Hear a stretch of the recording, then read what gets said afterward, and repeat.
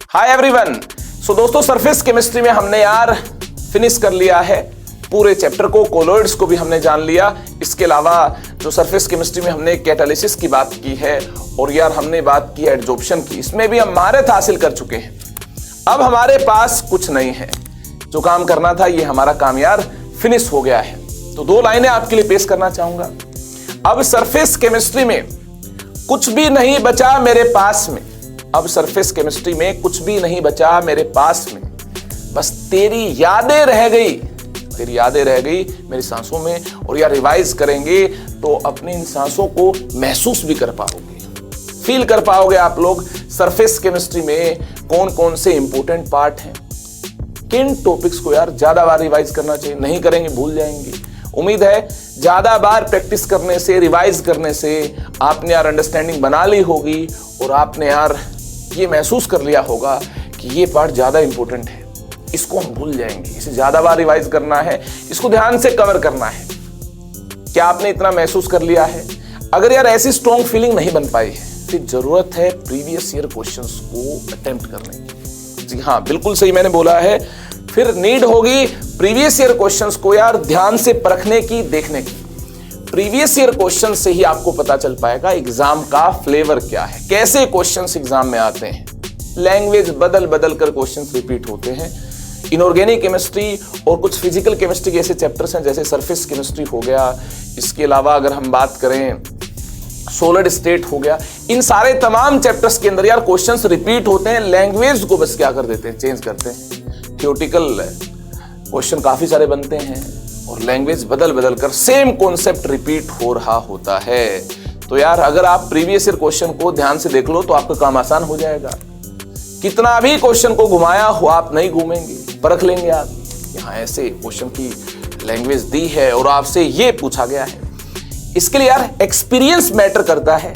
ये एक्सपीरियंस बांटने के लिए और प्रीवियस सेशन में दिए गए होमवर्क क्वेश्चंस को डिस्कस करने के लिए मैं आया हूं आप सभी के बीच में। एक बार फिर से यार आप सभी का हार्दिक स्वागत है, अभिनंदन है इस प्यारे से सेशन में। छोटा सा सेशन होगा जिसमें हम कोलॉइड पर बेस्ड यार प्रीवियस ईयर क्वेश्चंस की शानदार अंदाज में, धमाकेदार अंदाज में बात कर रहे हो।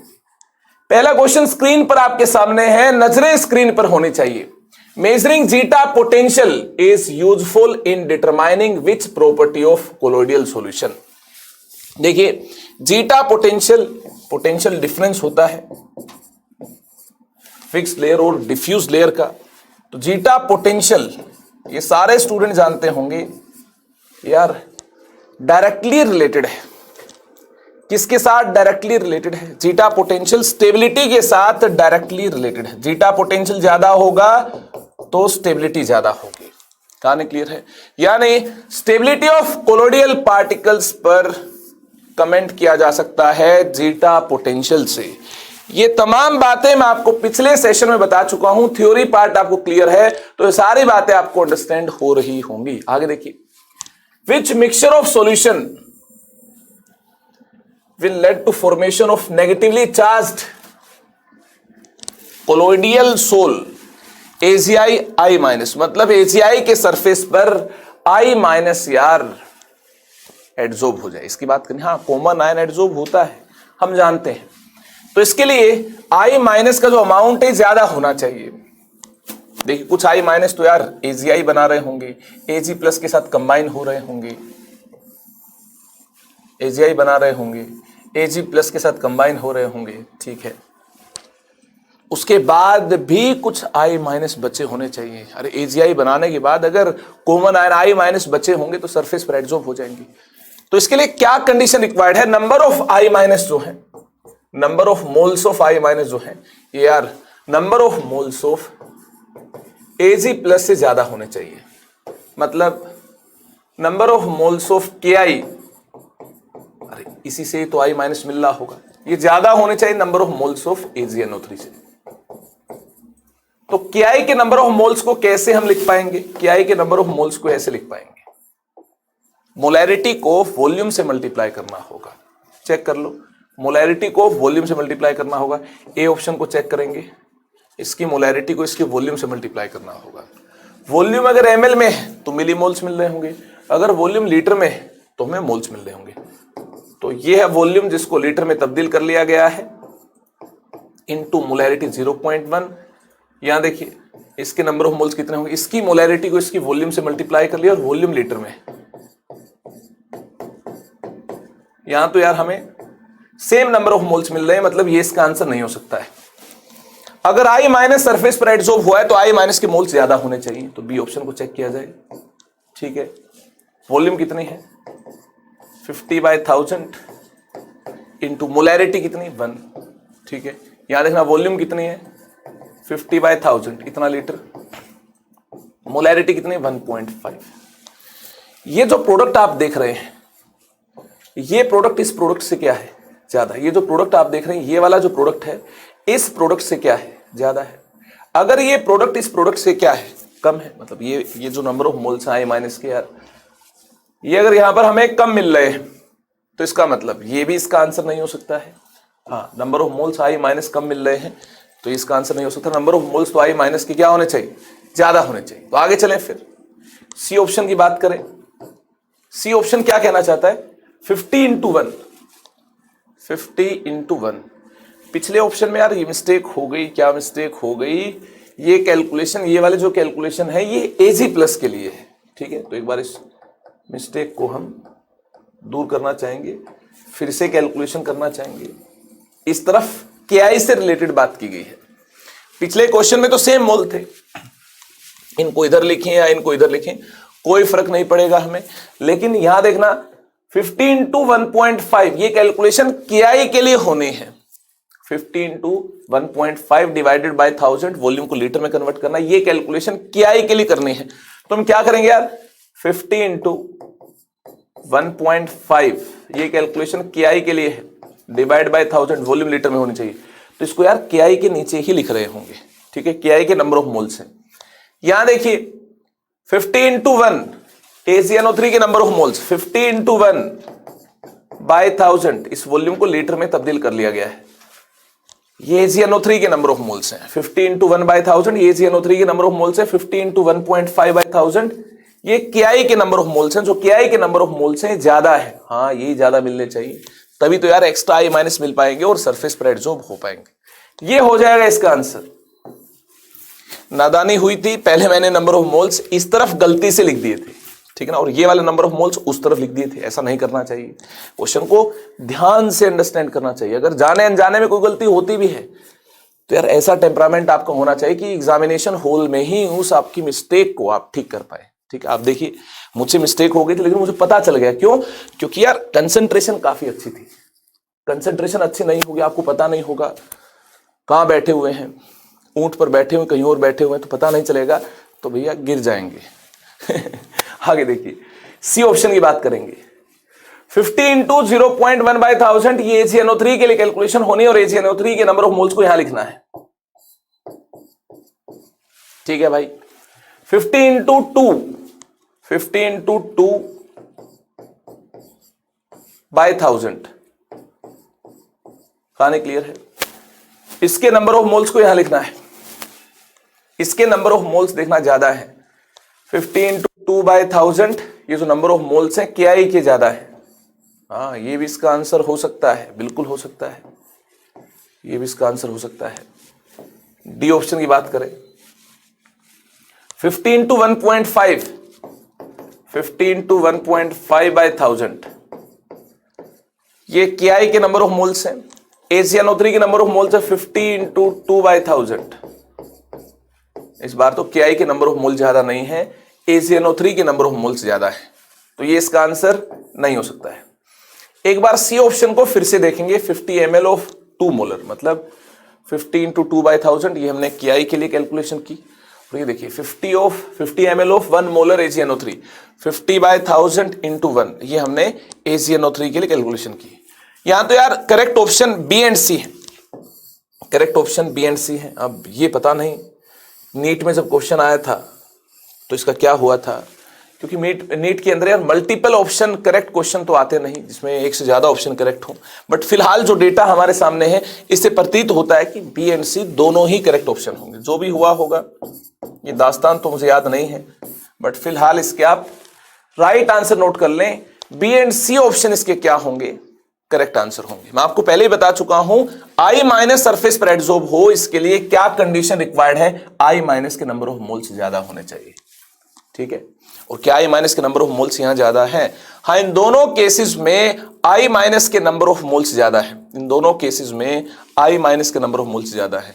50 इंटू 2/1000, 50 इंटू 1.5/1000, ये जो नंबर ऑफ मोल्स हैं, यहां प्रेजेंट नंबर ऑफ मोल्स यार ज्यादा होंगे। इस वजह से I माइनस सरफेस पर एडसॉर्ब हो पाएगा। अगर I माइनस सरफेस पर एडसॉर्ब हो पाएगा तो ऐसा सोल नेगेटिवली चार्ज्ड मिल रहा होगा। चलें फिर आगे, ये कहानी क्लियर है आपको, तो क्या हम आगे चल सकते हैं? क्या हम आगे बढ़ सकते हैं? चलिए फिर, आपकी अनुमति है तो आगे चलते हैं।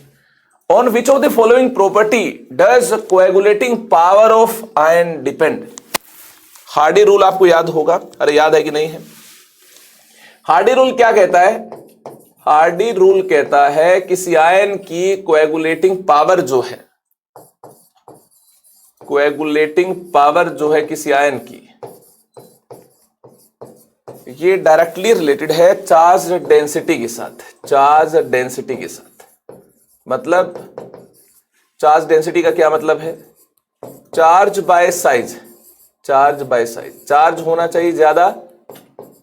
चार्ज डेंसिटी का मतलब क्या? चार्ज ज्यादा होना चाहिए और साइज यार छोटा होना चाहिए। साइज छोटा होना चाहिए। ठीक है, अब देखिए, ये तो कोएगुलेटिंग पावर है, साइज पर भी डिपेंड कर रही है और चार्ज पर भी डिपेंड कर रही है। तभी तो चार्ज डेंसिटी ज्यादा होगी जब चार्ज ज्यादा होगा और साइज छोटा होगा। कहानी क्लियर है? तभी यार ये रेशियो मैक्सिमम मिल पाएगा इन दोनों का।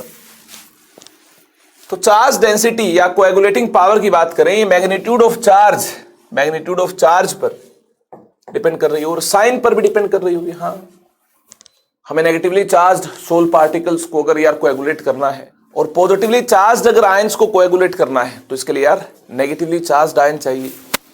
तो कहने की बात यह है कि चार्ज के मैग्नीट्यूड पर भी डिपेंड कर रही है और साइज पर भी बात डिपेंड कर रही है। Both magnitude and sign of charge, magnitude and sign of charge on ion केवल अकेले साइज पर डिपेंड नहीं करेगी, केवल ये अकेले मैग्नीट्यूड ऑफ चार्ज पर डिपेंड नहीं करेगी।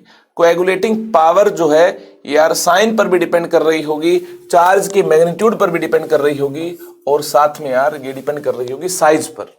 लेकिन साइज का ऐसा कोई ऑप्शन साथ में नहीं दिया हुआ है, तो ऐसे केस में हम बोल देंगे ये चार्ज के मैग्नीट्यूड पर भी डिपेंड कर रही होगी और इस चार्ज का क्या साइन है इस पर भी डिपेंड कर रही होगी। क्यों? क्योंकि नेगेटिवली चार्ज्ड आयन जो हैं ये यार पॉजिटिवली चार्ज्ड सोल पार्टिकल्स को कोएगुलेट कर रहे होंगे और पॉजिटिवली चार्ज्ड आयन जो है ये नेगेटिवली चार्ज्ड सोल पार्टिकल्स को कोएगुलेट करने में मदद कर रहे होंगे। तो ऐसे केस में चार्ज भी इंपॉर्टेंट है और चार्ज का साइन क्या है ये भी इंपॉर्टेंट है। क्या साइज भी इंपॉर्टेंट है? हाँ, वैसे साइज भी इंपॉर्टेंट, लेकिन यार ऐसा कोई ऑप्शन नहीं दिया हुआ है जहां मैग्नीट्यूड ऑफ चार्ज की भी बात कर रखी हो, साइन की भी बात कर रखी हो और साइज की भी बात कर रखी हो। तो मोस्ट एप्रोप्रिएट ऑप्शन की तरफ जाएंगे। मोस्ट एप्रोप्रिएट ऑप्शन तो यार यही होगा, ऑप्शन सी होगा।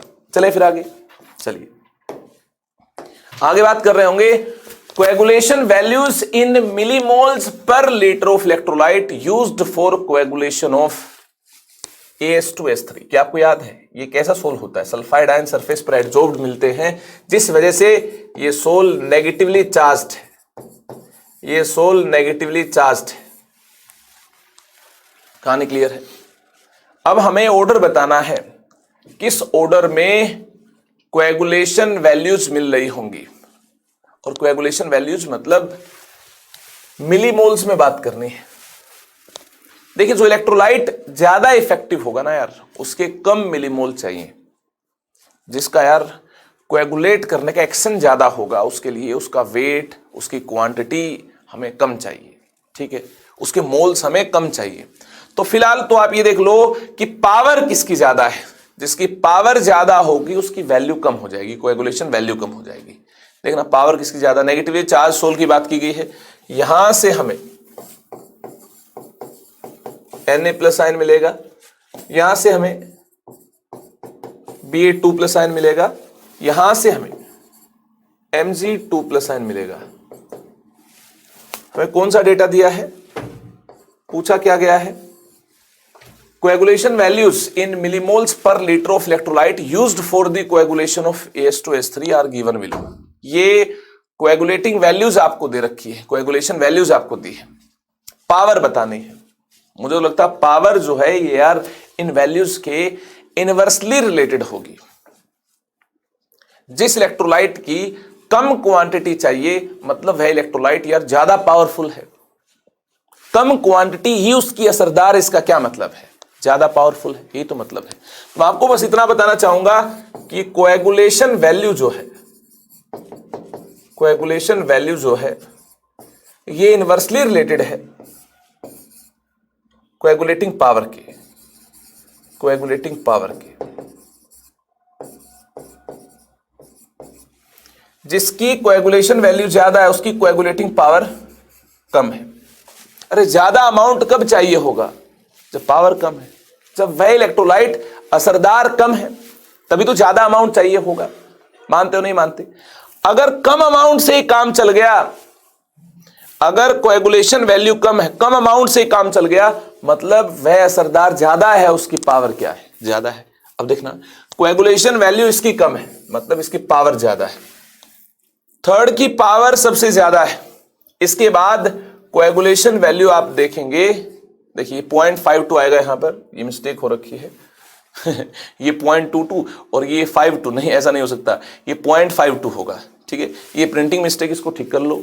इसके बाद देखना क्या मिल रहा है, इसके बाद NaCl, इसके बाद कौन NaCl, मतलब थर्ड के बाद क्या मिल रहा होगा, थर्ड के बाद 1 मिल रहा होगा। नहीं नहीं नहीं नहीं, इसके ऊपर तो चार्ज ज्यादा है, ये 52 ही है यार, 52 ही है, ठीक है।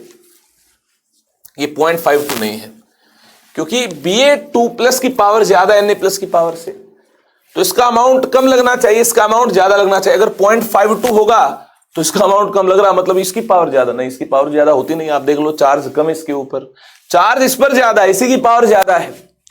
तो देख लो कोएगुलेटिंग वैल्यू क्या है इसकी, कम है। सबसे कम कोएगुलेटिंग वैल्यू इसकी है तो पावर सबसे ज्यादा है, थर्ड ऊपर होगा। इसके बाद कोएगुलेटिंग वैल्यू इन बचे हुए दोनों में इसकी कम है, मतलब इन दोनों में पावर इसकी ज्यादा है। इसकी कोएगुलेटिंग वैल्यू वाकई में 52 है, 0.52 क्यों नहीं हो सकती? एक बार तो मुझे लगा प्रिंटिंग मिस्टेक हुई है, लेकिन यहां प्रिंटिंग मिस्टेक नहीं हुई है। क्यों? क्योंकि यहां इसकी खोपड़ी में 2+ चार्ज, इसकी खोपड़ी में +1 चार्ज है, ठीक है ना यार। ये चार्ज ज्यादा है मतलब इसका जो कोएगुलेट करने का एक्शन जो होगा ये ज्यादा होगा, ये कोएगुलेट करवाने का जो एक्शन परफॉर्म कर रहा होगा ये यार ज्यादा होगा। अगर ज्यादा होगा तो इसकी वैल्यू कम होगी। अगर ये 0.52 हो जाता फिर तो इसका मतलब ये ज्यादा कोएगुलेट करवाएगा, नहीं इसकी कोएगुलेटिंग वैल्यू इससे कम नहीं हो सकती है, मतलब यहाँ पॉइंट नहीं आएगा। बिल्कुल डेटा करेक्ट दिया है, इसी डेटा के हिसाब से हमें आंसर करना है, ठीक है। तो इन दोनों में कोएगुलेटिंग वैल्यू इसकी कम है, इसकी ज्यादा है, मतलब ज्यादा असरदार है, ज्यादा पावरफुल है इन दोनों में, मतलब 2 की कोएगुलेटिंग पावर जो है ये क्या होगी, ये ज्यादा होगी। तो 3 की सबसे ज्यादा, उसके बाद 2 फिर 1। सिंपल सा फंडा है, जिसका कम अमाउंट लग रहा हो कोएगुलेट करवाने में उसकी पावर ज्यादा है, वह ज्यादा असरदार है। जिसका अमाउंट ज्यादा लग रहा हो वह कम असरदार है, ठीक है ना, कम असरदार, उसकी पावर क्या है, कम है। तो इस प्रकार से हमने यार कोएगुलेटिंग पावर को कोएगुलेटिंग वैल्यू से कंपेयर कर लिया। अब काफी सारे बच्चे सोच रहे होंगे ये कोएगुलेटिंग वैल्यू क्या है, बता देंगे। इस वीडियो के लास्ट में आपको कोएगुलेटिंग वैल्यू के बारे में बता दिया गया होगा, तो टेंशन मत लो आप। आगे देखिए, fog is a colloidal solution of, fog क्या है? अरे फोग क्या है, किसका कोलोइडियल सॉल्यूशन है? ये मैं आपको ऑलरेडी बता चुका हूं, ये आपके लिए होमवर्क है। कहां बता चुका हूं?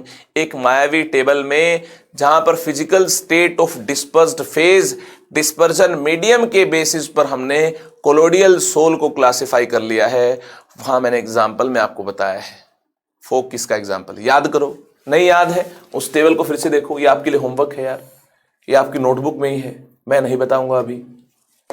विच property of colloidal solution is independent of charge on colloidal particles? कौन सी प्रॉपर्टी कोलोइडियल पार्टिकल के चार्ज से इंडिपेंडेंट है? इलेक्ट्रोओस्मोसिस, ये तो यार चार्ज पर डिपेंडेंट होगी, मतलब इलेक्ट्रिक पोटेंशियल अप्लाई किया होगा और तब ओस्मोसिस हो रहा होगा। इलेक्ट्रिक पोटेंशियल अप्लाई किया होगा।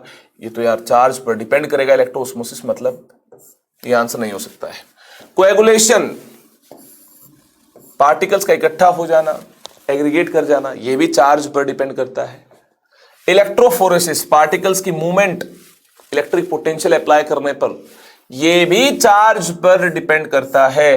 Tyndall effect, scattering of light को चार्ज से कोई मतलब नहीं है, तो मतलब चार्ज से जो इंडिपेंडेंट प्रॉपर्टी है दैट इज टिंडल इफेक्ट। और scattering of light, scattering of light ये प्रॉपर्टी यार चार्ज से है इंडिपेंडेंट, ये हो जाएगा इसका आंसर। आगे चलते हैं। The protecting power of lyophilic colloidal sol is expressed in terms of, lyophilic colloidal sol की जो प्रोटेक्टिंग पावर है ये किस टर्म्स में एक्सप्रेस की गई है? गोल्ड नंबर याद है ना आपको। लायोफिलिक कोलोडियल पार्टिकल जो है लायोफोबिक के चारों तरफ अपना यार प्रोटेक्टिव इन्वायरमेंट बना लेते हैं, लेयर बना लेते हैं, जिस वजह से इनके इस एक्शन को प्रोटेक्टिव एक्शन बोला जाता है।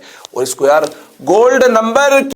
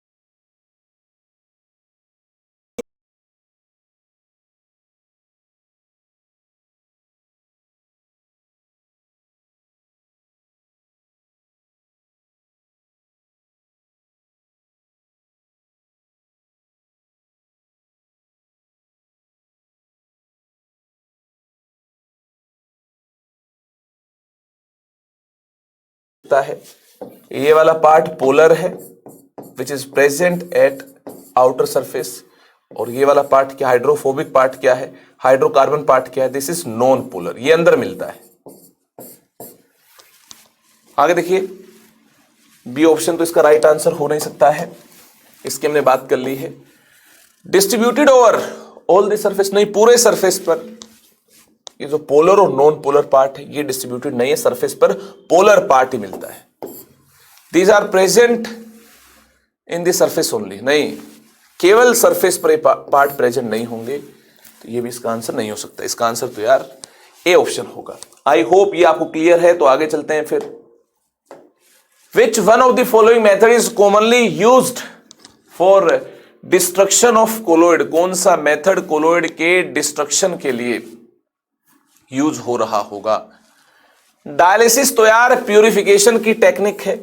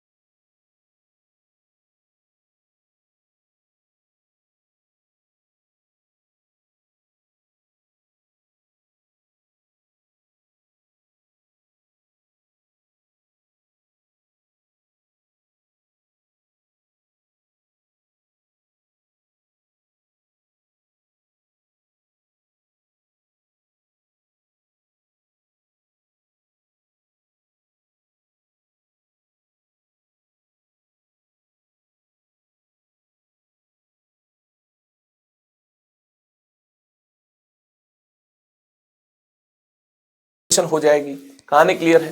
चले आगे फिर, चलिए आगे चलते हैं। The ability of anion to bring about coagulation of given colloid depends upon, जो आयन यार कोएगुलेशन करवा रहा होगा, जिससे प्रेसिपिटेशन हो रहा होगा, जिसे पार्टिकल्स एग्रीगेट हो रहे होंगे, यह आयन इलेक्ट्रोस्टैटिक अट्रैक्शन से ही सोल के चार्ज्ड पार्टिकल्स को अपने पास बुलाएगा। तो आयन की जो एबिलिटी किस बात पर डिपेंड कर रही होगी? जो कोएगुलेटिंग पावर है, कोएगुलेटिंग पावर जो है ये किस बात पर डिपेंड कर रही होगी? ये डिपेंड कर रही होगी यार चार्ज डेंसिटी पर, चार्ज डेंसिटी पर, चार्ज पर, साइज पर। चार्ज ज्यादा होना चाहिए, चार्ज डेंसिटी ज्यादा होने के लिए चार्ज ज्यादा होना चाहिए और साइज छोटा होना चाहिए। इससे चार्ज डेंसिटी क्या मिल रही होगी? चार्ज डेंसिटी ज्यादा मिल रही होगी। ये चार्ज और साइज दोनों पर ये बात डिपेंड कर रही होगी। ठीक है, magnitude of charge, both magnitude and charge, it's charge only, sign of charge alone, यार दोनों बातों पर डिपेंड कर रही होगी। क्योंकि नेगेटिवली चार्ज सोल पार्टिकल्स हैं तो पॉजिटिवली चार्ज्ड आयन को इस्तेमाल में लाना होगा। अगर पॉजिटिवली चार्ज सोल पार्टिकल्स हैं तो नेगेटिवली चार्ज्ड आयन को इस्तेमाल में लाना होगा। ये बात चार्ज के मैग्नीट्यूड पर तो डिपेंड कर ही रही होगी, साथ में यार चार्ज पर भी डिपेंड कर रही होगी। कहानी क्लियर है? चलें आगे। ऐसा क्वेश्चन पहले भी देख चुके हैं। हाँ, ऐसा क्वेश्चन देखिए काफी बार रिपीट हुआ है, इंपॉर्टेंट है। हार्डी रूल ही इंपॉर्टेंट है।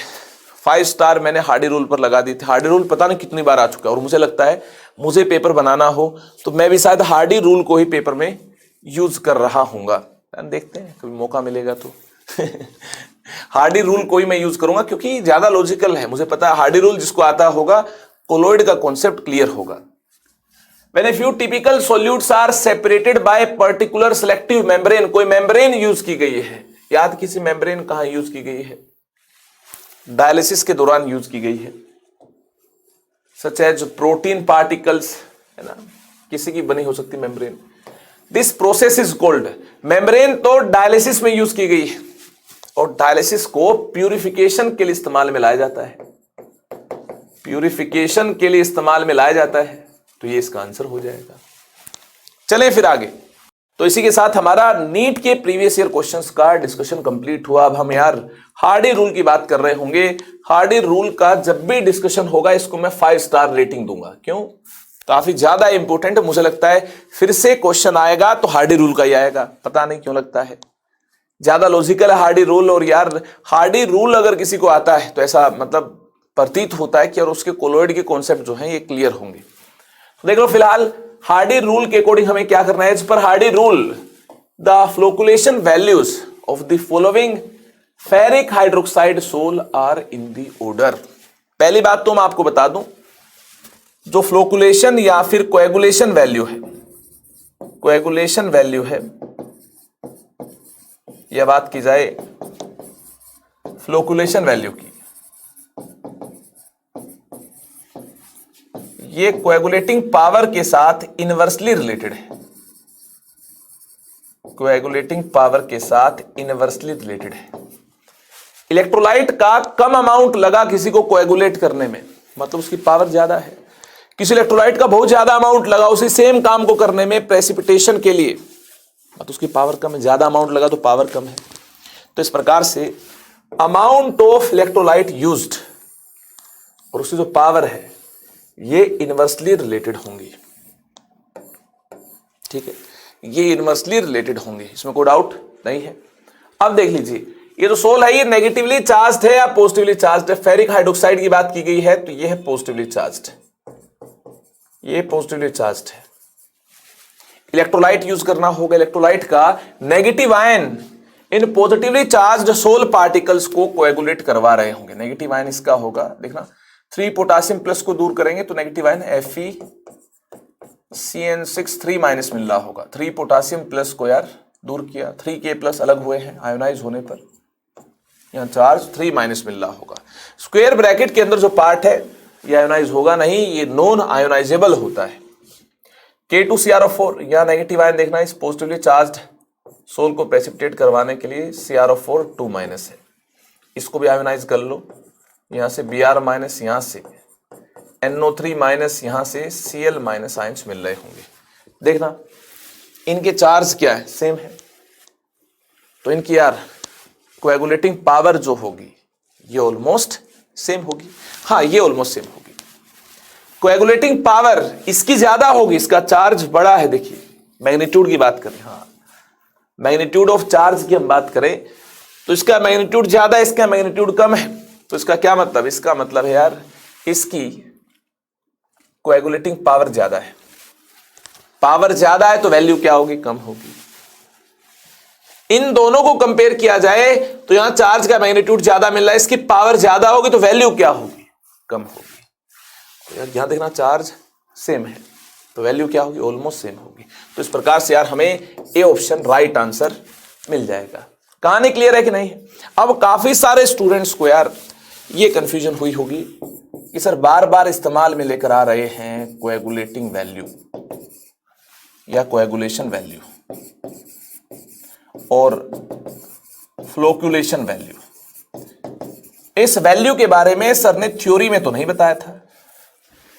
ये पार्ट यार स्किप हो गया, कोई टेंशन नहीं है, यहां पर देख लो, कोई नुकसान नहीं होगा। इसका क्या मतलब है? इसका मतलब जान लो, मतलब क्या है इसका जान लो, ठीक है। इससे पहले मैं आपको बताना चाहूंगा इस कॉन्सेप्ट को हमने यहां भी इस्तेमाल में लाया था। कहां लाया था? कहां लेकर आए थे इसी कॉन्सेप्ट को इस्तेमाल में? यहां लेकर आए थे। अब मैं आपको बताना चाहूंगा कि यार ये कोएगुलेशन वैल्यू क्या है। पहले डिफाइन कर ले इसको ताकि लॉजिकल अंदाज में आप भी बात कर पाएंगे इसके बारे में।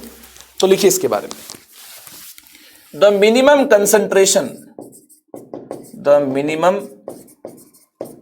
कंसंट्रेशन ऑफ इलेक्ट्रोलाइट की मिनिमम कंसंट्रेशन इन किस फॉर्म में? मिलीमोल्स पर लीटर, इस फॉर्म में। किसके लिए? रिक्वायर्ड फॉर कोएगुलेशन और प्रेसिपिटेशन, कोएगुलेशन और प्रेसिपिटेशन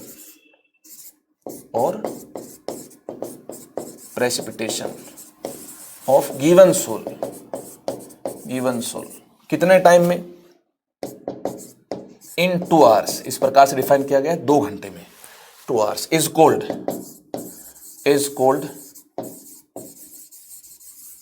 कोएगुलेशन वैल्यू और फ्लोकुलेशन वैल्यू। ठीक है, कहानी क्लियर है? अब ध्यान से सुन लो, बिल्कुल ध्यान से सुन लो। जो कोएगुलेटिंग पावर है ये कोएगुलेशन वैल्यू के साथ इनवर्सली रिलेटेड है। जो पावर है कोएगुलेटिंग पावर कोएगुलेशन वैल्यू के साथ इनवर्सली रिलेटेड है। जो इलेक्ट्रोलाइट का अमाउंट है ये कम चाहिए होगा कब? जब इलेक्ट्रोलाइट की आयन की पावर क्या है? ज्यादा है। इलेक्ट्रोलाइट का अमाउंट कम चाहिए होगा कब? जब इसके आयन की पावर क्या है? ज्यादा है। तब इलेक्ट्रोलाइट का कम अमाउंट चाहिए होगा। मुद्दा क्लियर है कि नहीं है? अगर यार ये मुद्दा आपको क्लियर है कि इलेक्ट्रोलाइट का ज्यादा अमाउंट चाहिए होगा जब इसकी पावर कम है, इलेक्ट्रोलाइट का कम अमाउंट चाहिए होगा जब इसकी पावर ज्यादा है, तो पावर को हम कंपेयर कर लेंगे कैसे? हार्डी रूल से। ज्यादा वैलेंसी होगी तो ऐसे केस में पावर ज्यादा मिल रही होगी, तो कोएगुलेटिंग पावर को हम ऐसे कंपेयर कर लेंगे हार्डी रूल से, with the help of Hardy rule. इसकी पावर ज्यादा होगी, इसकी पावर ज्यादा होगी। यहां देखना चार्ज का मैग्नीट्यूड ज्यादा मिल रहा है, इसकी पावर ज्यादा होगी, इसकी पावर ज्यादा होगी, इसकी पावर कम होगी। ठीक है, और यहां देखना चार्ज का मैग्नीट्यूड और कम हो गया, आपस में मैग्नीट्यूड क्या होगा? सेम होगा, चार्ज का मैग्नीट्यूड सेम होगा। तो यार इन सभी की जो पावर है ये इनसे क्या होगी? कम होगी, और आपस में इक्वल होगी। ऑलमोस्ट क्या होगी? इक्वल होगी।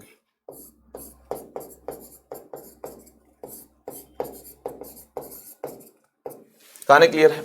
अगर कोएगुलेटिंग पावर का ये ऑर्डर है तो कोएगुलेशन वैल्यू का ऑर्डर क्या होगा? कोएगुलेशन वैल्यू का ऑर्डर इसका क्या हो जाएगा? रिवर्स हो जाएगा। मामला क्लियर हुआ कि नहीं हुआ? चलिए डेफिनेशन मैंने आपको बता दी, कॉन्सेप्ट मैंने आपको बता दिया। अब बात करेंगे पेप्टाइजेशन की। पेप्टाइजेशन का क्या मतलब है? प्रेसिपिटेट बनना या फिर प्रेसिपिटेट टूटना या फिर प्रेसिपिटेट का कन्वर्ट होना कोलोडियल पार्टिकल्स में। क्या मतलब है? Process of bringing colloidal molecule into solution. नहीं, गलत बात है। Process of converting precipitate into colloidal solution. हाँ, ये सही बात है, प्रेसिपिटेट को कन्वर्ट करना कोलोडियल सॉल्यूशन की फॉर्म में। ठीक है, प्रेसिपिटेट को कोलोडियल सोल पार्टिकल्स की टर्म्स में अगर हम कन्वर्ट करते हैं तो इसके लिए प्रोसेस यूज होती पेप्टाइजेशन। इलेक्ट्रोलाइट डाला जाता है, आयंस एडसॉर्ब हो जाएंगे प्रेसिपिटेट के सरफेस पर। आप शेक कर रहे होंगे, आप उसको डिस्टर्ब कर रहे होंगे, रिपल्शन तो पहले से ही है क्योंकि आयंस एडसॉर्ब हो गए सरफेस पर, और आप उसको और ज्यादा डिस्टर्ब कर रहे हो तो टूट जाएगा, झेल नहीं पाएगा। तो ऐसे केस में प्रेसिपिटेट यार कोलोडियल सोल पार्टिकल्स में कन्वर्ट हो जाएगा। Process of converting colloidal solution into precipitate. नहीं, प्रेसिपिटेट बनाना नहीं है, प्रेसिपिटेट तोड़ना पेप्टाइजेशन है। प्रेसिपिटेट बनाने को बोलते हैं प्रेसिपिटेशन, ये पेप्टाइजेशन है। स्पेलिंग को ध्यान से देख लो। Process of converting soluble particles to form colloidal solution. नहीं, सोल्यूबल पार्टिकल्स को कोलोडियल सॉल्यूशन में कन्वर्ट नहीं करते हैं। इस केस में तो यार इनसोल्यूबल प्रेसिपिटेट को, जो सॉल्यूशन से अलग हो गया है, उसमें इलेक्ट्रोलाइट डालते हुए उसको तोड़ते हैं ताकि पार्टिकल्स यार कोलोडियल रेंज में लाई करने लग जाएं, कोलोडियल सोल मिल पाए। कहानी क्लियर है कि नहीं? चलिए, पेप्टाइजेशन आपको क्लियर हुआ, आगे देखिए। यहां हमें यार करेक्ट ऑप्शन को चूज करना है। Colloidal medicines are more effective because they have small surface area. Addition of alum to water makes it unfit for drinking. Colloidal particles in lyophobic soils can be precipitated by electrophoresis. Electrophoresis से lyophobic soil particles को precipitate किया जा सकता है। Brownian motion in colloidal solution is faster if the viscosity of solution is high. भैया viscosity और mobility inversely related होते हैं, तो गलत बात है। viscosity ज्यादा होगी तो मोबिलिटी कम होगी। विस्कोसिटी ज्यादा, इसका मतलब क्या है? मोबिलिटी कम होगी पार्टिकल्स की। मोबिलिटी कम होगी इसका मतलब ब्राउनियन मोशन कम होगा। ब्राउनियन मोशन कम होगा, ये गलत स्टेटमेंट होगी। Colloidal particles in lyophobic sols can be precipitated by electrophoresis. Colloidal particles पर चार्ज होगा। These charged particles get separated at electrolyte, at electrode, sorry, हाँ. These charged particles get separated at surface of electrode. Electrode के surface पर चिपक जाएंगे। जब आप potential apply करेंगे, इन पार्टिकल्स पर चार्ज होगा, सोल पार्टिकल पर चार्ज होगा, और जिस प्लेट को यार बैटरी से कनेक्ट किया गया है उस पर भी कोई स्पेसिफिक चार्ज होगा। अगर प्लेट पर चार्ज प्लस है तो negatively charged sol particles positively charged plate पर जाकर चिपक जाएंगे। अगर सोल पार्टिकल्स पर चार्ज यार प्लस है, प्लेट पर चार्ज माइनस है, तो ऐसे केस में ये positively charged sol particles negatively charged plate की तरफ माइग्रेट कर जाएंगे, चिपक जाएंगे, वहां पर कोएगुलेशन हो जाएगा। कहानी क्लियर है? मतलब प्रेसिपिटेशन हो जाएगा। तो ऑप्शन सी हो जाएगा इसका राइट आंसर। इलेक्ट्रोफोरेसिस को आप जानते हैं, नोटबुक उठाइए, दोनों ही टाइप की प्लेट मिलती हैं, पॉजिटिवली चार्ज भी मिलती है और नेगेटिवली चार्ज भी मिलती है। पॉजिटिवली चार्ज को हमने एनोड बोला था, नेगेटिवली चार्ज क्या होती है? कैथोड होती है। एनोड की तरफ नेगेटिवली चार्ज पार्टिकल्स मूव करेंगे और कैथोड की तरफ कौन से particle? Positively charge particles migrate करने की टेंडेंसी रखेंगे। और इस प्रकार से जिस भी टाइप के सोल पार्टिकल्स हुए ये यार अपने अपोजिट चार्ज की प्लेट की तरफ माइग्रेट कर जाएंगे और वहां जाकर एग्रीगेट हो जाएंगे, पार्टिकल्स का गुच्छा बन जाएगा इलेक्ट्रोड के सरफेस पर। ये पार्टिकल यार पूरा गुच्छा बना रहे होंगे, इनका कोएगुलेशन हो रहा होगा, इनका प्रेसिपिटेशन हो रहा होगा। तो लायोफोबिक सोल पार्टिकल चार्ज्ड होते हैं तो इनका प्रेसिपिटेशन, कोएगुलेशन इलेक्ट्रोफोरेसिस टेक्निक से हो सकता है। Addition of alum to water makes it unfit for drinking. नहीं, गलत बात है भैया। प्यूरिफिकेशन के एलम का इस्तेमाल किया जाता है। ये कह रहा है कि इंप्यूरिटी आ जाएगी। नहीं, इंप्यूरिटी को रिमूव किया जाता है एलम को इस्तेमाल में लाते हुए। गलत बात है। Colloidal medicine are more effective because they have small surface area. ज्यादा सरफेस एरिया होगा तभी इफेक्टिव होंगी भैया, कम सरफेस एरिया है तो कैसे इफेक्टिव होंगी? गलत बात है ये भी। ऑप्शन सी हो जाएगा इसका राइट आंसर। आगे देखिए, आगे हम बात कर रहे होंगे यार हार्डी रूल पर बेस्ड एक और शानदार क्वेश्चन की। फॉर कोएगुलेशन ऑफ आर्सेनियस सल्फाइड, मतलब ये नेगेटिवली चार्ज्ड है, नेगेटिवली चार्ज्ड है। Which one of the following salt solution will be most effective? किसकी कोएगुलेटिंग पावर ज्यादा है? हार्डी रूल क्या कहता है? हार्डी रूल कहता है कि जो कोएगुलेटिंग पावर ज्यादा है वो ज्यादा इफेक्टिव है, और कोएगुलेटिंग पावर डायरेक्टली रिलेटेड है चार्ज के साथ, मैग्नीट्यूड ऑफ चार्ज के साथ। हमें देखिए नेगेटिवली चार्ज्ड सोल पार्टिकल्स को कोएगुलेट करवाना है, इसके लिए पॉजिटिवली चार्ज्ड आयन चाहिए, barium 2+, aluminium 3+, Na+। Negatively charged sol particles को हमें कोएगुलेट करना है तो इसके लिए पॉजिटिवली चार्ज्ड आयन चाहिए इलेक्ट्रोलाइट का। कौन सा आयन ज्यादा इफेक्टिव होगा? ये वाला आयन ज्यादा इफेक्टिव होगा, ज्यादा प्लस चार्ज है, ये इसका आंसर होगा। किसका चार्ज ज्यादा है? नेगेटिवली चार्ज्ड सोल पार्टिकल्स को कोएगुलेट करवाना है तो देखो किसका चार्ज ज्यादा है, इसका चार्ज ज्यादा है। ठीक है ना यार, ये इफेक्टिवली ज्यादा खींच पाएगा, इस पर प्लस चार्ज ज्यादा है। प्लस चार्ज ही क्यों देखा? हमें पहले चेक करना सोल पार्टिकल्स पर कैसा चार्ज है। सल्फाइड आयन एडजॉर्ब होंगे आर्सेनियस सल्फाइड पर, तो नेगेटिवली चार्ज्ड सोल पार्टिकल्स हैं, इनको कौन खींचेगा? कोई अपोजिटली चार्ज्ड आयन ही तो खींचेगा, दैट इज एल्यूमिनियम 3+, जिसका पॉजिटिव चार्ज हाईएस्ट है। चले आगे, फिर इसकी कोएगुलेटिंग पावर ज्यादा होगी, ये तो हार्डी रूल है। नेक्स्ट क्वेश्चन आपके सामने है, which of the following statement about colloids is false? कौन सी स्टेटमेंट गलत है? When silver nitrate solution is added to potassium iodide solution, negatively charged colloidal solution is formed। ये डिपेंड करता है यार कौन एक्सेस में है। पोटासियम आयोडाइड अगर एक्सेस में है तो ऐसे केस में AgI के सरफेस पर जो AgI बनेगा, आप जानते हैं AgNO3 और Ki जब रिएक्ट करते हैं तो AgI बनता है। Ag+I- की एक दूसरे के लिए स्ट्रॉन्ग एफिनिटी है। ये एग्जाम्पल आप ऑलरेडी देख चुके हैं।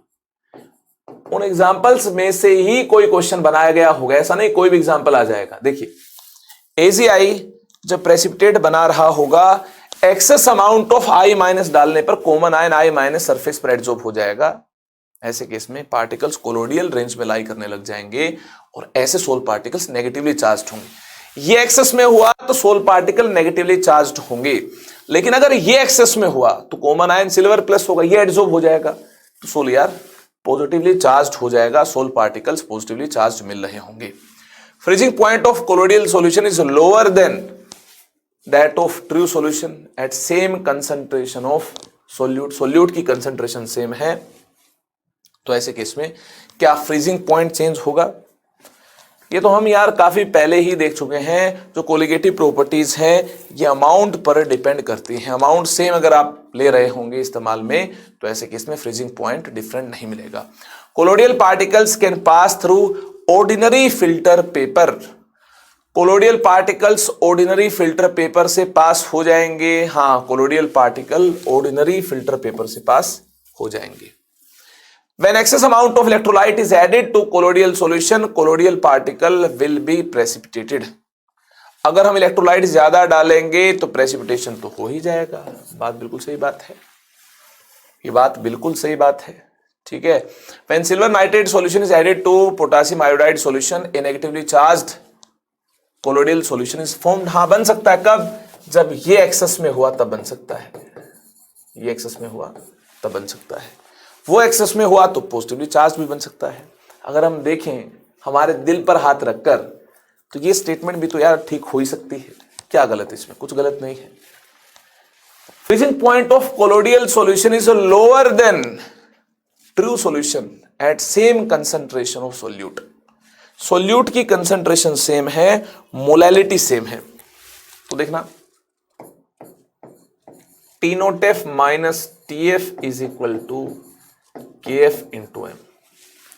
अगर मोलैलिटी सेम है, ये सेम है और ये कांस्टेंट तो यार सोलवेंट डिपेंडेंट है, ठीक है, ये सेम है, ये सेम है, तो फ्रीजिंग पॉइंट भी तो सेम हो जाएगा, टीएफ भी तो सेम हो जाएगा। यानी ऐसे केस में यार हम इसको खारिज कर देंगे, गलत बात है। Freezing point of colloidal solution is lower then that of true solution, ये गलत बात है, ठीक है। सेम कंसंट्रेशन है यार, तो गलत बात हुई। तो फोल्जी हमें पहचानना था, तो गलत स्टेटमेंट यही है। फ्रीजिंग पॉइंट यहां पर क्या मिल रहा होगा, सेम कंसंट्रेशन है तो सेम मिल रहा होगा। चले आगे, आगे देखिए। The Tyndall effect is observed only when the following conditions are satisfied. याद है आपको, जो रिफ्रैक्टिव इंडाइसिस हैं ये ज्यादा मैग्नीट्यूड में डिफर करने चाहिए, पहली कंडीशन तो ये है, याद होगा आपको। और यार दूसरी कंडीशन है, क्या कंडीशन है दूसरी, जो डायमीटर है, ये डायमीटर यार बहुत कम नहीं होना चाहिए वेवलेंथ ऑफ लाइट यूज्ड से, ठीक है ना। ये जो डायमीटर है कोलोइडल पार्टिकल्स का, ये बहुत कम नहीं होना चाहिए वेवलेंथ ऑफ लाइट यूज्ड से, ठीक है ना।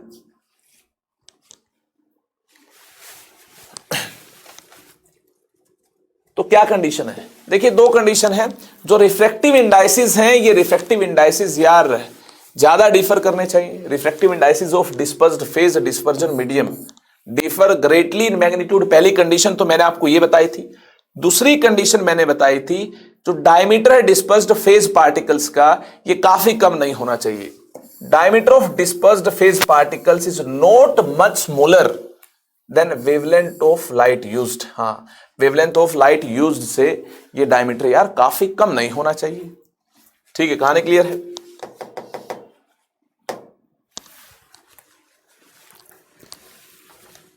तो यार कौन कौन सी कंडीशन मैंने आपको बताई थी, मैंने आपको पहली कंडीशन तो बताई थी कि यार रिफ्रैक्टिव इंडाइसिस ज्यादा मैग्नीट्यूड में डिफर करते हुए मिलने चाहिए। दूसरी कंडीशन मैंने बताई थी, diameter of dispersed phase particles is not much smaller than wavelength of light used. जो लाइट यूज कर रहे होंगे उसकी वेवलेंथ से डिस्पर्स्ड फेज पार्टिकल्स के डायमीटर काफी कम नहीं होने चाहिए, नहीं तो स्कैटरिंग ही नहीं हो पाएगी, ठीक है, स्कैटरिंग ही नहीं हो पाएगी। तो डायमीटर बहुत छोटे नहीं होने चाहिए वेवलेंथ से, पहली बात। दूसरी बात, refractive indices phase and medium के ग्रेटर एक्सटेंट में डिफर करते हुए मिलने चाहिए, तभी जाकर टिंडल इफेक्ट देखने को मिल पाएगा, स्कैटरिंग ऑफ लाइट हमें मिल पाएगी। 2 और 4 करेक्ट हैं, 2 और 4 यहां दिए गए, मतलब ये ऑप्शन हो जाएगा यार राइट आंसर। चले आगे, फिर आगे देखिए। Among the following the correct statement is, देखिए कौन सी स्टेटमेंट करेक्ट होगी। Brownian movement is more pronounced for smaller particles than for bigger particle. हाँ, पार्टिकल छोटे होंगे तो ऐसे केस में मोबिलिटी ज्यादा होगी। मोबिलिटी या फिर बोलें ब्राउनियन मोशन ये साइज ऑफ पार्टिकल के साथ इनवर्सली रिलेटेड है, साइज ऑफ पार्टिकल के साथ ये इनवर्सली रिलेटेड है, ये स्टेटमेंट करेक्ट होगी। Sols of metal sulphides are lyophilic, नहीं, sols of metal and sulphides are lyophilic, ये तो लायोफोबिक होते हैं, गलत बात है। Hardy law states that, Hardy rule states that bigger the size of ion greater is the coagulating power, नहीं, size क्या होना चाहिए, छोटा होना चाहिए। कोएगुलेटिंग पावर का साइज से क्या वास्ता है, चार्ज ज्यादा होना चाहिए और साइज छोटा होना चाहिए, साइज छोटा होना चाहिए, चार्ज ज्यादा होना चाहिए, तब जाकर कोएगुलेटिंग पावर ज्यादा मिल रही होगी। One would expect charcoal to adsorb chlorine more than hydrogen sulfide. One would expect charcoal to adsorb chlorine more than hydrogen sulfide. देखिए यार हाइड्रोजन सल्फाइड का सरफेस एरिया ज्यादा है, मुझे तो लगता है यहां एड्सॉर्प्शन ज्यादा होगा, तो इसका करेक्ट आंसर क्या आ जाएगा, ब्राउनियन मूवमेंट जो है यार ये स्मॉलर पार्टिकल्स के केस में ज्यादा देखने को मिल रही होगी। आगे चलते हैं। गोल्ड नंबर दिए हैं, जिलेटिन का दिया है, गम, एराबिक, स्टार्च, इनके गोल्ड नंबर दिए हैं। Which among the following is better protective colloid. देखिए जो प्रोटेक्टिव पावर है, प्रोटेक्टिव पावर जो है ये गोल्ड नंबर के साथ इनवर्सली रिलेटेड है, ये गोल्ड नंबर के साथ इनवर्सली रिलेटेड है, ठीक है। जिसका गोल्ड नंबर कम है उसका प्रोटेक्टिव एक्शन ज्यादा होगा, जिसका गोल्ड नंबर कम है उसका प्रोटेक्टिव एक्शन ज्यादा होगा। गोल्ड नंबर किसका कम है, देख लो, गोल्ड नंबर किसका कम है, जिलेटिन का कम है, जिलेटिन का कम है, ये इसका आंसर हो जाएगा। गोल्ड नंबर जिलेटिन का कम है, इसका प्रोटेक्टिव एक्शन क्या होगा, ज्यादा होगा। ऐसा क्वेश्चन आएगा तो यार कमाल मचा देंगे आप। The coagulating power of electrolyte having ions Na+Al3+ Ba2+ for arsenic sulphide, जो कि नेगेटिवली चार्ज्ड है, जो कि क्या है, नेगेटिवली चार्ज्ड है, जो कि नेगेटिवली चार्ज्ड है। हार्डी रूल अप्लाई करना होगा। देखना हार्डी रूल पर बेस्ड कितने सारे क्वेश्चन आए हैं। किसकी कोएगुलेटिंग पावर ज्यादा है, जिसका चार्ज ज्यादा है, एल्यूमिनियम 3+, इसके लिए पॉजिटिवली चार्ज आयन चाहिए, तो हार्डी रूल के अकॉर्डिंग देखना यार। ऑक्सीडेशन नंबर ज्यादा होगा, वैलेंसी ज्यादा होगी, तो ऐसे केस में कोएगुलेटिंग पावर जो है ये ज्यादा मिल रही है according to Hardy rule. Hardy rule के अकॉर्डिंग हमने चेक कर लिया है, जो कोएगुलेटिंग पावर है ये चार्ज के साथ डायरेक्टली रिलेटेड है। चार्ज जो है ये ज्यादा डोमिनेंट होगा। चार्ज अगर ज्यादा डोमिनेंट होगा तो ऐसे केस में चार्ज के बेसिस पर तो यही आंसर मिल रहा है, यही आंसर मिल रहा है, तो मतलब ये वाला ऑप्शन करेक्ट मिल रहा है, ये वाला ऑप्शन हो जाएगा करेक्ट। आगे चलें। The migration of dispersion medium under the influence of electric potential is called electrophoresis. हाँ ये तो हम जानते हैं, इलेक्ट्रिकल प्रॉपर्टीज में हम देख चुके हैं। सोल पार्टिकल जो कि चार्ज्ड हैं ये अपने अपोजिट चार्ज वाले इलेक्ट्रोड की तरफ माइग्रेट हो जाएंगे, अट्रैक्शन होगी। जैसे एनोड पर चार्ज पॉजिटिव है तो नेगेटिवली चार्ज्ड सोल पार्टिकल यार एनोड की तरफ अट्रैक्ट हो रहे होंगे। इसे क्या बोलते हैं, इसे एनाफोरेसिस बोलते हैं।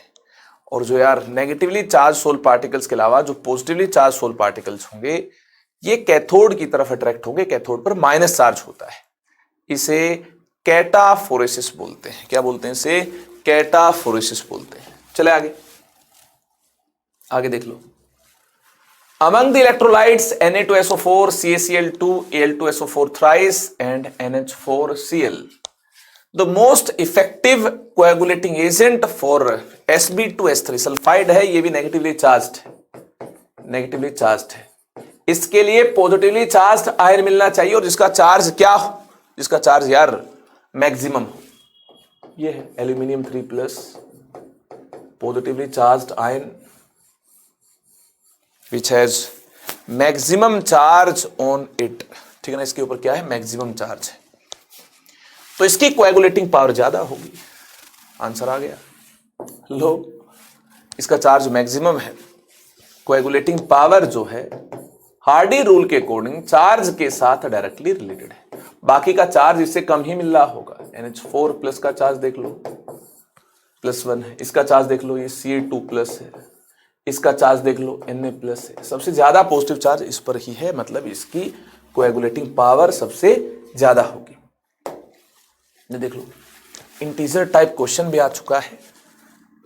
The flocculation value of HCl for arsenic sulphide sol is 30 millimoles per litre, मतलब 1 लीटर के लिए, 1 लीटर सोल को कोएगुलेट करने के लिए 30 मिलीमोल चाहिए।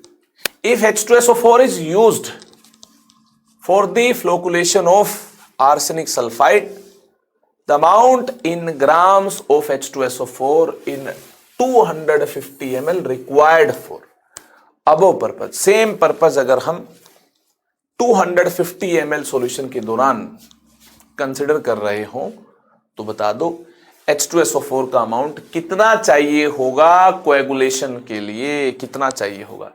पहले तो यार ये स्ट्रॉन्ग फीलिंग आपको जनरेट करनी होगी।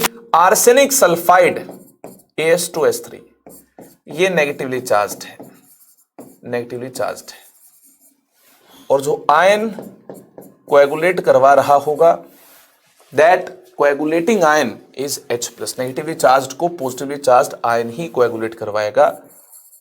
कोएगुलेटिंग आयन जो है दैट इज H+, ठीक है। हमारे पास 2 केस है। पहला केस है केस 1,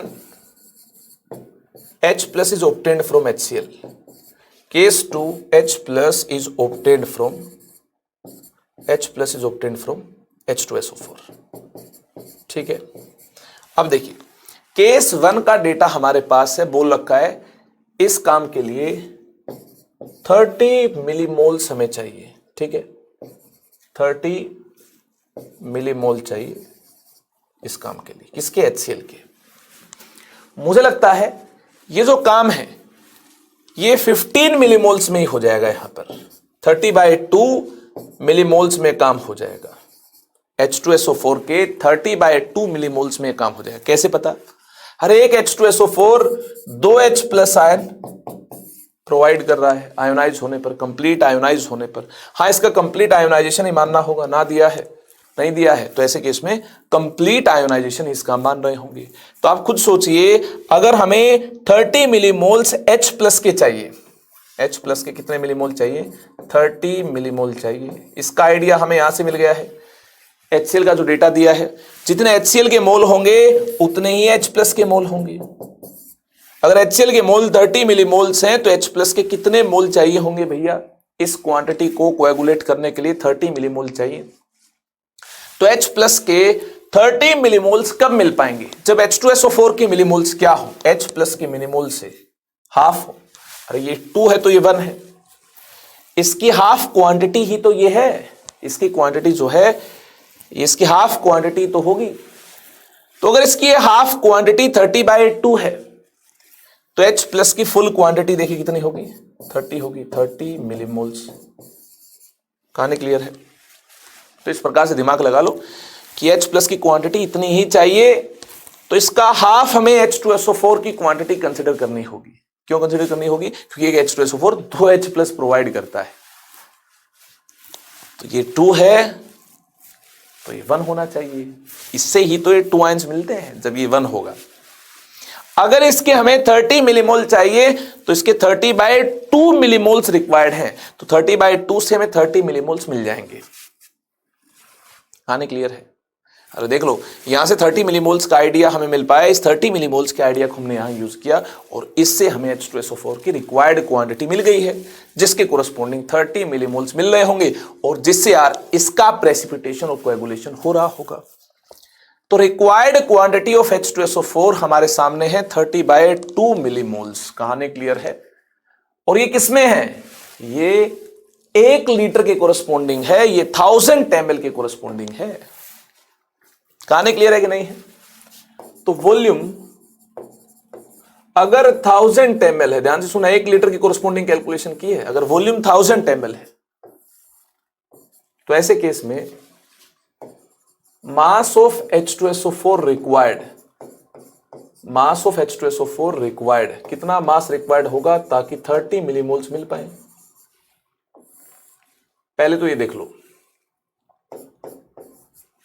मास रिक्वायर्ड से पहले इसके मिलीमोल्स देख लो, इतने मिलीमोल्स हैं। या फिर आप बोल सकते हो 30/2000, 1000 से मैंने डिवाइड किया, 30/2000 इतने मोल्स हैं, इतने मिलीमोल्स हैं। या फिर 1000 से डिवाइड कर लो, इतने मोल्स हमारे पास है। मामला क्लियर है? अब इतने मोल्स की कोरस्पोंडिंग मास कैसे निकालेंगे? ये हमारे पास मिलीमोल्स थे, मिलीमोल्स को 1000 से डिवाइड किया तो हमें मोल्स मिल गए। अगर मोल्स हमारे पास हैं तो मास बाय मोलर मास, ये वाला फॉर्मूला अप्लाई कर लो। मोल्स हमारे पास 30/2000 है, ये मोल्स है। तो 1000 ml की कोरस्पोंडिंग, ये कार्यक्रम 1 लीटर में चल रहा है, मतलब 1000 ml में काम हो रहा है। तो 1000 ml की कोरस्पोंडिंग इतने अगर हमारे पास मोल्स हैं, मिलीमोल्स को मोल्स में कन्वर्ट कर लिया, इतने मोल्स हमारे पास हैं। और मोलर मास H2SO4 का 98 है, चेक कर लो, 98 ही मिलेगा आपको। 1 × 2 + 32 + 16 × 4, ये 98 ही आपको मिल रहा होगा। ये 98 है और ये कैलकुलेशन इन 1000 ml हो रही है, मतलब इन 1 लीटर सॉल्यूशन में कैलकुलेशन चल रही है। तो यहां से हमें 1 लीटर सॉल्यूशन के कोरस्पोंडिंग यार कितना मास रिक्वायर्ड होगा ये मिल जाएगा। 30/2000 × 98 ग्राम इतना मास H2SO4 का रिक्वायर्ड है 30/2000 इंटू 98। 1 लीटर सॉल्यूशन की कोरस्पॉन्डिंग जो AS2S3 उसको कोएगुलेट करने के लिए इतना मास ग्राम यूनिट में रिक्वायर्ड होगा। कहानी क्लियर है? 1 ml की कोरस्पॉन्डिंग कैलकुलेशन करनी हो तो कितना मास H2SO4 का रिक्वायर्ड होगा, इसको 1000 से डिवाइड करना होगा। और अगर हमें कैलकुलेशन करनी हो 250 ml की कोरस्पॉन्डिंग, हाँ 250 ml की कोरस्पॉन्डिंग हमें कैलकुलेशन करनी है, तो 250 ml की कोरस्पॉन्डिंग यार H2SO4 का कितना मास रिक्वायर्ड होगा, 30/2000 इंटू 1000 इंटू 98। ठीक है, ये तो पहले से हमारे पास है ही। अब यूनिटरी मेथड अप्लाई करेंगे, 1 ml की कोरस्पॉन्डिंग ये कैलकुलेशन मिलती है तो 250 ml की कोरस्पॉन्डिंग कैलकुलेशन क्या होगी, इस क्वांटिटी को 250 से मल्टीप्लाई करना होगा। ये तो यूनिटरी मेथड है। एक बनाना 5 रुपए का मिलता है तो 20 बनाना कितने रुपए के मिल रहे होंगे? अरे कर लोगे ना कैलकुलेशन, 20 बनाना 5 इंटू 20 100 रुपए के मिलेंगे। यहां से देखना, ये कैलकुलेशन आप कर रहे होंगे, यूनिटरी मेथड आप इस्तेमाल में लेकर आ रहे होंगे, तो यहां से क्या होगा, यहां से आपको ऐसा कुछ मिल रहा होगा, इसको इसके साथ मल्टीप्लाई कर दो। ठीक है, कैलकुलेशन क्या मिलती है, करो मल्टीप्लाई। 8 3 जा 24, 2 कैरी होगी, 3 9 जा 27 प्लस 2 29 डिवाइडेड बाय 800। 200 इंटू 4 ये क्या मिलता है, 800 मिलता है। इसको आप यार 8 से डिवाइड कर लो, 8 3 जा 24, इतना ही मिलेगा। और 24 इसमें से माइनस करोगे 5 मिल रहा होगा, 4 को नीचे उतार लोगे, इसके बाद 8 6 जा 48, फिर 5 मिल रहा होगा, ये तो मिलेगा कि नहीं मिलेगा, यही हाँ ऐसा ही कुछ मिलेगा। चलिए 2 डेसिमल प्लेस तक की बात कर लें, तो 100 से डिवाइड करोगे तो 0.36 मिल रहा होगा। और आगे जाएंगे आप कैलकुलेशन करके देख लो, 0.365 मिल रहा होगा, ऐसा ही कुछ मिलेगा, या 0.367 मिलेगा, जो भी मिलेगा। मैंने यार यहां पर 2 डेसिमल प्लेस तक की बात कर ली है। ठीक है, सिग्निफिकेंट फिगर्स को मैं इस्तेमाल में नहीं लेकर आया हूं, तो ये इसका आंसर हो जाएगा। बताइए मामला क्लियर है कि नहीं है? 2 डेसिमल प्लेस तक अगर हम कैलकुलेशन कर रहे होंगे तो ये मिल रहा हो। और आगे जाना चाहें तो आप जा सकते हैं, भैया आपके पास बहुत टाइम है, कितने भी डेसिमल प्लेस तक चले जाएं, मुझे कोई टेंशन नहीं है उसमें। तो इस प्रकार से शानदार अंदाज में यार 250 ml के लिए कितने ग्राम H2SO4 चाहिए, ये आपके सामने, कितने ग्राम H2SO4 चाहिए ये आपके सामने। हाँ, ग्राम यूनिट में बात करनी थी।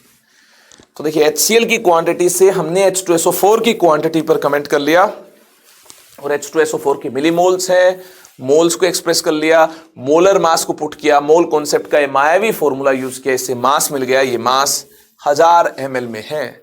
250 ml के लिए कितना मास चाहिए होगा, यूनिटरी मेथड को हमने यूज कर लिया। 1000 ml के लिए इतना मास रिक्वायर्ड होगा, 1 ml के लिए इतना मास रिक्वायर्ड होगा, और 250 ml सॉल्यूशन को कोएगुलेट करने के लिए कितना मास रिक्वायर्ड होगा, ये आपके सामने। तो इसी के साथ यार ये शानदार डिस्कशन हमारा कंप्लीट हुआ है। ये कॉन्सेप्ट बूस्टर सेशन था। आपके जो भी डाउट्स थे इसमें, ये मुझे लगता है इस कॉन्सेप्ट बूस्टर सेशन से दूर हो गए होंगे। और हमने यहाँ क्वेश्चन के थ्रू यार थ्योरी को अप्रोच किया, और एक शानदार बात भी हमने जान ली कि कोएगुलेटिंग वैल्यू होती क्या है। ठीक है, कोएगुलेशन वैल्यू होती क्या है। कोएगुलेशन वैल्यू और कोएगुलेटिंग पावर में कंफ्यूजन नहीं होनी चाहिए। आज के शानदार सेशन में काम की बात सीखी हमने। कोएगुलेशन वैल्यू और फ्लोकुलेशन वैल्यू, जो कोएगुलेशन वैल्यू है ये कोएगुलेटिंग पावर के साथ इनवर्सली रिलेटेड है। कोएगुलेटिंग पावर के साथ ये इनवर्सली रिलेटेड है। ये काम की बात सीख ली है। इसको आप अपने थ्योरी नोट्स में ही इंक्लूड कर लेना। जहां पर कोएगुलेशन की बात की वहां पर यार इसकी डेफिनेशन की आप बात कर लेना। इसके बाद क्या होगा, इसके बाद हमारी मुलाकात होगी अगले चैप्टर में अगला चैप्टर कौन सा होगा, ये दोस्तों आपके लिए सरप्राइज है, ठीक है। तब तक के लिए खूब सारी पढ़ाई करो यार, और एनसीईआरटी बुक को आज गो थ्रू कर लो। प्रीवियस ईयर क्वेश्चन तो सारे हमने डिस्कस कर लिए हैं, आप बस एनसीईआरटी बुक को गो थ्रू कर लो, और 2 4 5 अगर कुछ अलग प्रीवियस ईयर क्वेश्चन मिलते हैं जो कि मैंने इंक्लूड नहीं किए, जाने अनजाने में रह गए, तो उनको भी देख लीजिएगा। इसके अलावा जो भी मटेरियल आपके पास है वहां से भी आप क्वेश्चंस को अटेम्प्ट कर सकते हो। करना चाहो तो कर लो यार, नहीं करना चाहो तो यार जितना क्लास नोट्स में है ये मोर देन सफिशिएंट है, जितना होना चाहिए उससे कहीं ज्यादा मैंने आपको करवा दिया है। इसी उम्मीद के साथ, इसी आशा के साथ कि यार आप खूब सारी पढ़ाई करेंगे, और मेहनत अगर मैं कर रहा हूं तो आप भी साथ में मेहनत कर रहे हैं, ठीक है। चलिए फिर bye bye, take care, thank you so much, stay connected with me.